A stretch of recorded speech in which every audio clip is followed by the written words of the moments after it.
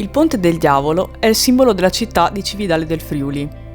In tempi molto lontani, per attraversare le sponde del Natisone si utilizzava un passaggio ligneo. Poi, a partire dal 1442, questo venne sostituito da un ponte in pietra. I lavori di costruzione del ponte proseguirono attraverso una lunga serie di intoppi e si protrassero fin quasi all'inizio del XVI secolo. Nel 1836 il ponte venne inoltre restaurato.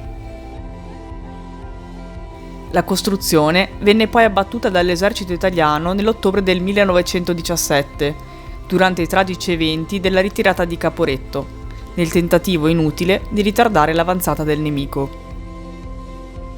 Il ponte venne poi ricostruito nella stessa forma dagli austriaci ed inaugurato nel maggio del 1918. Nel 1945 subì danni limitati ad opera dei soldati tedeschi.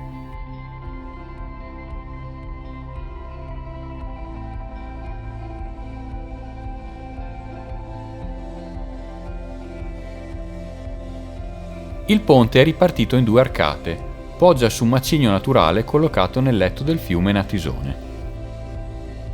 È alto 22 metri e 50 centimetri. Poggia su 3 piloni sviluppandosi per 48 metri su 2 archi di larghezza differente.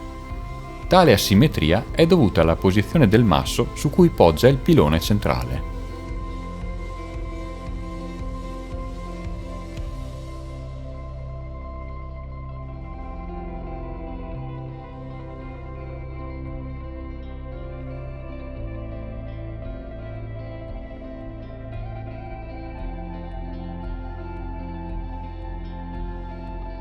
Il nome del ponte deriva da una leggenda popolare.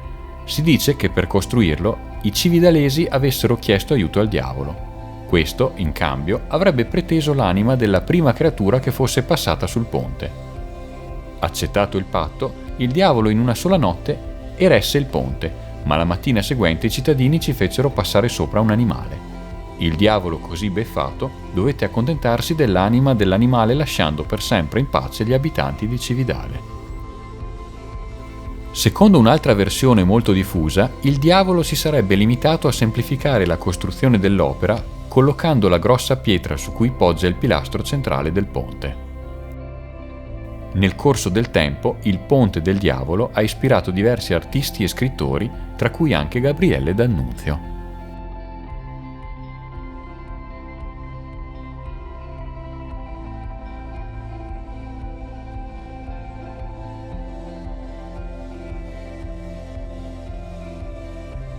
Se ti è piaciuto questo video, lascia un like e iscriviti al nostro canale.